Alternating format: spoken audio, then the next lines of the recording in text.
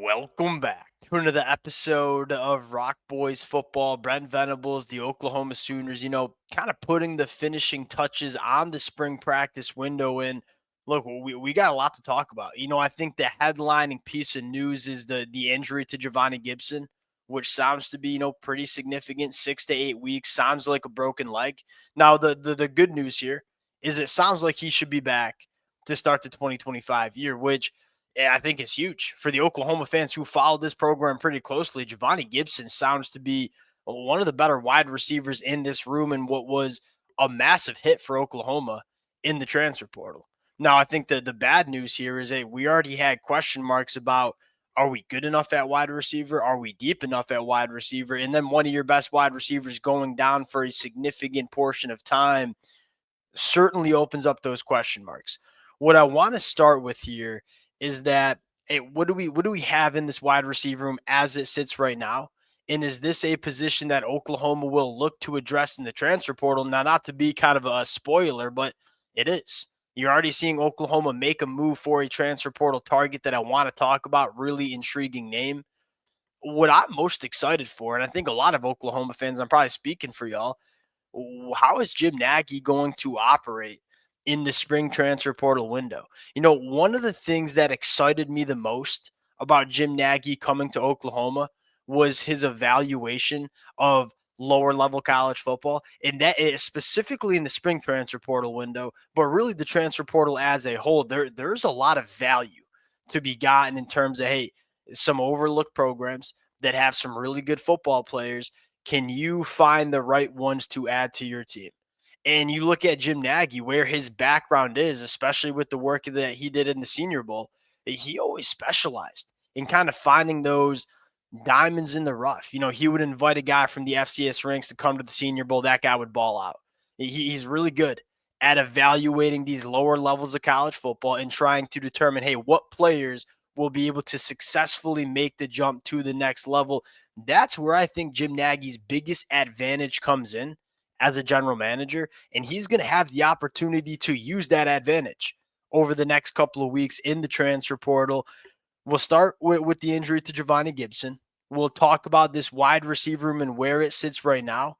We're going to talk about the new name that has emerged in the transfer portal for Oklahoma. Before we get into it, as always, to the Oklahoma fans, appreciate you guys.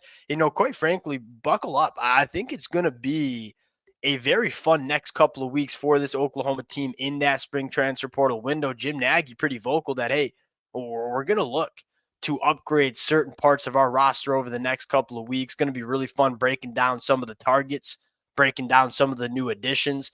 Appreciate you guys rocking with it. The Oklahoma fans, y'all have shown a ton of support as we've talked spring practice. Appreciate you guys. If y'all do enjoy the content, consider subscribing to the channel. Without further ado, let's get into it. Now, the biggest storyline coming out of spring practice for Oklahoma is that John Mateer is as advertised. I think a lot of Oklahoma fans knew this. I certainly was a believer in this as well. John Mateer coming to Oklahoma, it gives Oklahoma immediately one of, if not the best quarterbacks in the conference. And as we all know, following this sport for as long as we have, when you have elite quarterback play, you can win a lot of football games. You can be a really dangerous team, especially as we have a ton of confidence in terms of what this defense is going to be in the 2025 year. Knowing that John Mateer is as advertised, knowing that him and Ben Arbuckle are coming in with the capability of really putting together a dangerous offense in 2025, if I'm Brent Venables, if I'm Jim Nagy, knowing I have the right quarterback and right offensive coordinator, I am doing everything I can to make sure that John Mateer is surrounded by adequate talent to maximize him in 2025. I think the first conversation you want to have is the wide receiver room. And are we concerned about this position? Now, I think generally throughout spring practice, our confidence level in this wide receiver room has significantly improved. Right? We know what Deion Burks is. Deion Burks healthy is one of the best wide receivers in the country. I'll continue to say that. The intel that we got from both Javonnie Gibson and Isaiah Satania, two guys that Oklahoma added in that winter portal window, has been overwhelmingly positive. Those three wide receivers should be a solid starting three for Oklahoma in 2025. Now, with the Javonnie Gibson injury, with Jaden Gibson sounding like we're not really sure what we're going to get from him in 2025. I think it was a setback from the injury that he suffered last year. The depth, the experience of this Oklahoma wide receiver room is probably a little bit of a question. And look, the Oklahoma fans who've been rocking with the fellas for a while know Ivan Carrion, that's my guy. I think Ivan Carrion can be a very good wide receiver, not only in 2025, but I think he has a bright future. You've heard some really good things about a guy like Manny Choice coming in as a freshman. You've seen some steps that are kind of happening between guys like Zion Reagans. But at the end of the day, it's still a rather thin wide receiver room, and it is still a wide receiver room where you probably want some more proven production. Again, especially knowing that we hit with John Mateer. We know John Mateer is a good quarterback. Now we got to make sure he has the pieces around him. I want to talk about the transfer portal addition or transfer portal target that has been kind of getting some buzz. Terrill Davis coming from the University of Central Oklahoma. I'll be the first one to put we don't even have a 24/7 sports profile on this kid. And I'll be the first one to say I had to go do a little bit of digging on this kid because he was not a name that I knew 4 weeks ago. Now, it's hard to find a ton of film from University of Central Oklahoma. But what I did see is, one, the production is legit. Over 1,600 receiving yards in 2024, 16 touchdowns, led the country in receiving yards. The production translates, and that's something we talk about at the high school ranks too. Yeah, we want good athletes, but we want guys that are putting it on the football field as well. And Terrill Davis is a guy that, quite frankly, has at the lower levels of college football. Now, the first conversation is, all right, that's a big jump. We're going from the University of Central Oklahoma to the SEC. Can he make that jump? There's a couple of things that make you feel confident in that. Number one, we had the same question marks about Javonnie Gibson coming in the winter. That's Arkansas Pine Bluff to the SEC. That is a significant jump for a kid. It sounded like that jump was not as significant for Javonnie Gibson. He came into Oklahoma and immediately became a wide receiver that was catching a lot of eyeballs. The second part is, look, Jim Nagy specializes in this. This is what we talked about when Jim Nagy came to Oklahoma. We just had this conversation to kind of begin the show. This is Jim Nagy's a guy that knows how to evaluate and kind of pick through the weeds, you might say, and say, hey, what players do we think have the ability to go from lower levels of football and then jump up to the SEC or NFL level? And if Jim Nagy believes that Terrill Davis can do that, I kind of believe in it too, because Jim Nagy's been doing this for the last 10 years. Again, the thing I respect the most about Jim Nagy is his evaluation of football players. You go back to the Senior Bowl, the last decade. There's a lot of guys that he invited to the Senior Bowl that were FCS, in some cases Division III football players, that came to the Senior Bowl and balled out. His evaluation of these lower level guys has been really good.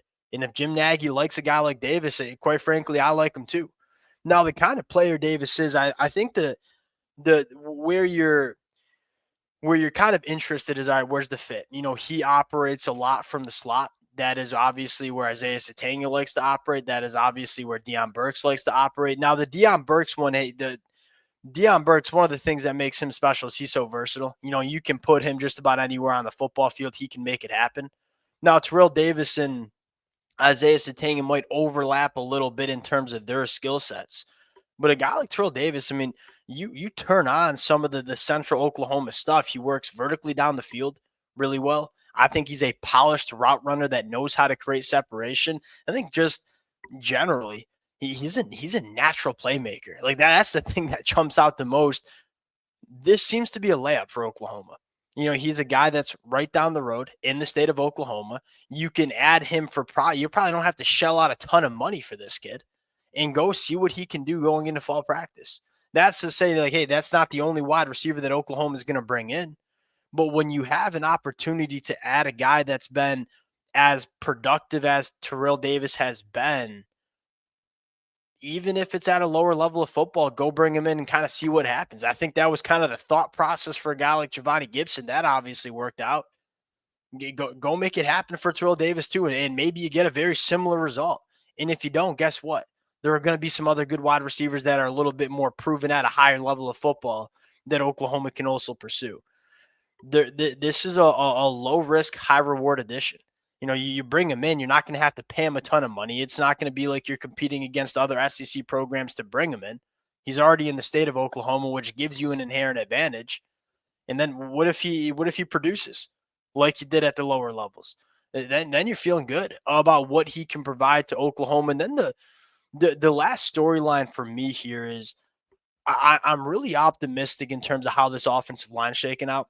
It's cautious optimism, and I think I speak for a lot of Oklahoma fans on that.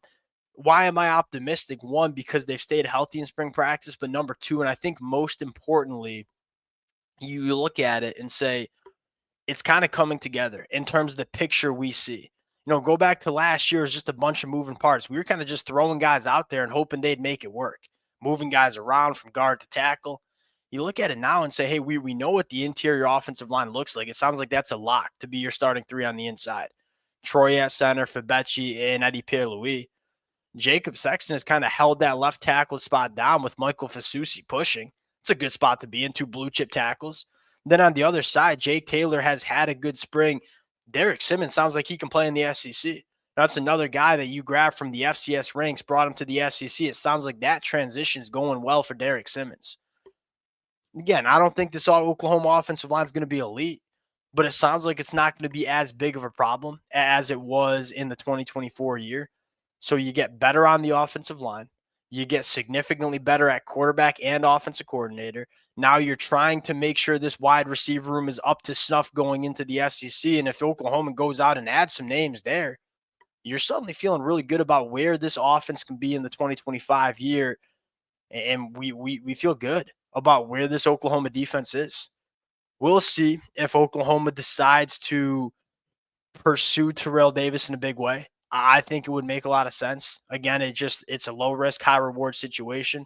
We'll close it out there. Appreciate you guys. If y'all do enjoy the content, consider subscribing to the channel. We'll talk to y'all later. Peace.